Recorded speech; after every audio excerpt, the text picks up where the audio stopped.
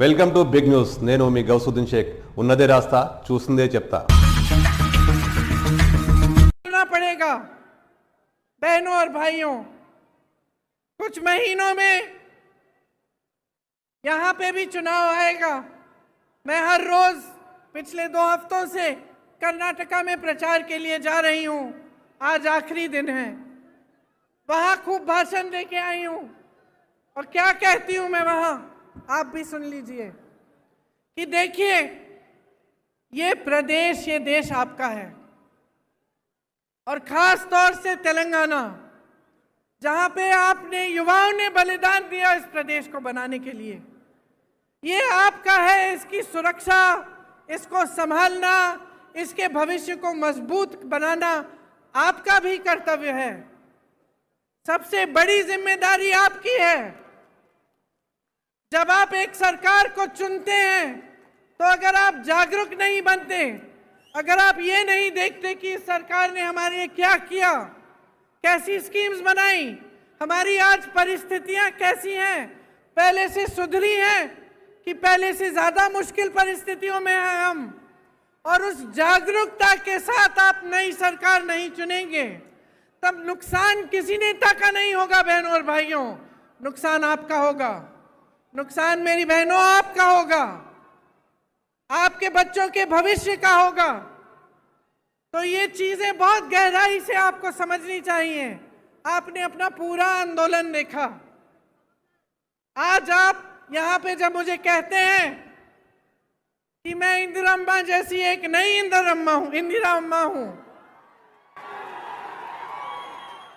ये हल्की बात नहीं है बहनों और भाइयों, ये हल्की बात नहीं है।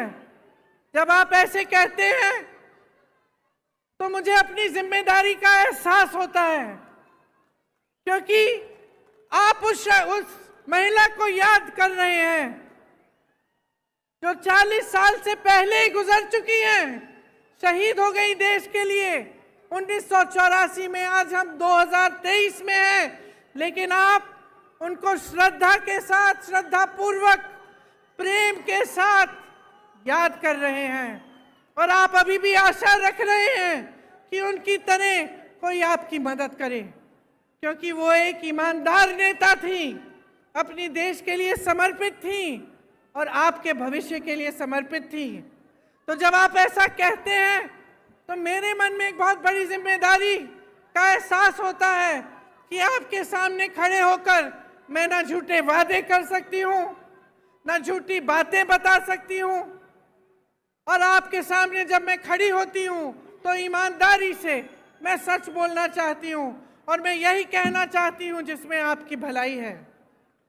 इसीलिए आपने सोनिया अम्मा का नाम भी लिया, और आपको मालूम है कि आपके प्रदेश को बनाने में उनकी भूमिका बहुत रही। मैं उनकी बेटी हूँ। यहाँ अगर आपके सामने खड़ी हूँ तो मैं समझती हूँ कि ये निर्णय उन्होंने पूरी जिम्मेदारी से लिया, और वे भी आपके लिए आजीवन समर्पित रही। तो अब आपकी भलाई की बात क्या है? आपकी भलाई की बात यह है कि आप एकदम जागरूक बने। आजकल जैसे राजनीति यहाँ चल रही है पूरे देश में, कि काम कोई नहीं कर रहा है, दूसरों के काम पर अपना नाम डाला जा रहा है। चुनाव के समय आपकी बातों को करने के बजाय दुनिया भर की बातें चल रही हैं। धर्म के नाम पर, जाति के नाम पर आपको गुमराह किया जाता है, आपके जज्बातों को उभारा जाता है ताकि आपका वोट मिल जाए, सत्ता मिल जाए, और उसके बाद कोई काम करने की जरूरत नहीं है, क्योंकि 5 साल बाद फिर से आपके जज्बातों पर वोट मांगेंगे, अपने काम पर वोट नहीं मांगेंगे, विकास पर वोट नहीं मांगेंगे। ये जो bye bye Modi, bye bye KCR आपने लिखा है, अगर आप सचमुच बाय बाय चाहते हैं तो अपनी जिम्मेदारी को समझिए। जो पार्टियां आपको बता रही हैं उनको परखिए, पढ़िए, देखिए कांग्रेस पार्टी क्या कह रही है, आज ये हैदराबाद का यूथ डिक्लेरेशन किया गया, ये आपका सम्मान है कि हम आज ये डिक्लेरेशन कर रहे हैं और हम सब नेता यहाँ बैठे हुए, सब जो यहाँ मौजूद हैं, इस डिक्लेरेशन के लिए आपके प्रति जवाबदेह बनेंगे।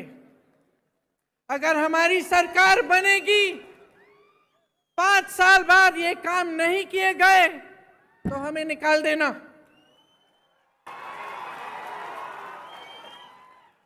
क्योंकि आज अगर हम सब ये इस मंच में बैठे हैं तो आपने बिठाया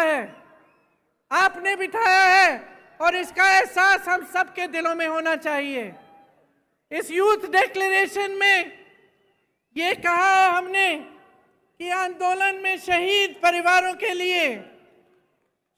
के परिवारों के लिए एक सदस्य को जरूर सरकारी नौकरी मिलेगी।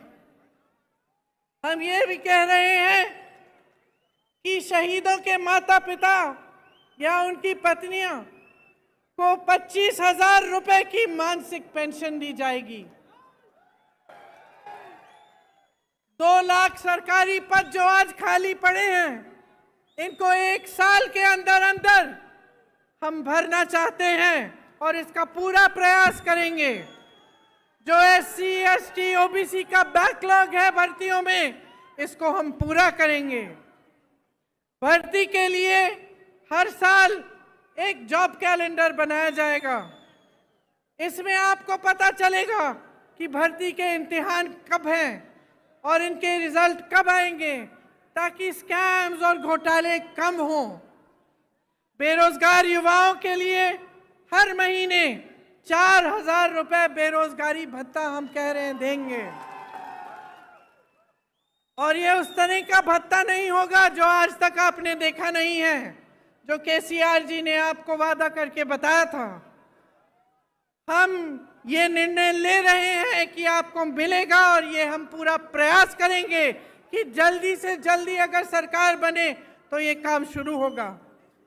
प्रदेश के 7 जोन्स में एम्प्लॉयमेंट एक्सचेंज बनाना चाहते हैं हम, और हर जिले में, जैसे रेवंत जी ने भी आपको बताया, स्किल डेवलपमेंट सेंटर बनाया जाएगा।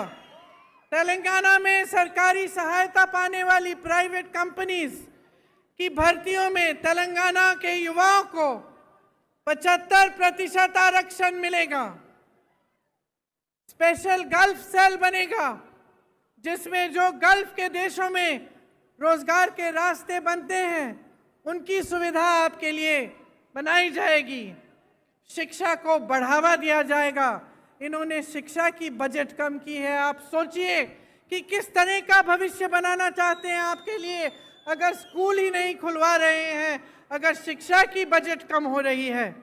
SC, ST, OBC, माइनॉरिटीज और EWS के जरूरतमंद बच्चों के लिए फीस का रीइंबर्समेंट किया जाएगा।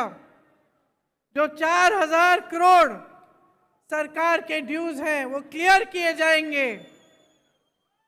खम्भम, मेडक में नई इंटीग्रेटेड यूनिवर्सिटीज बनाई जाएंगी। शिक्षा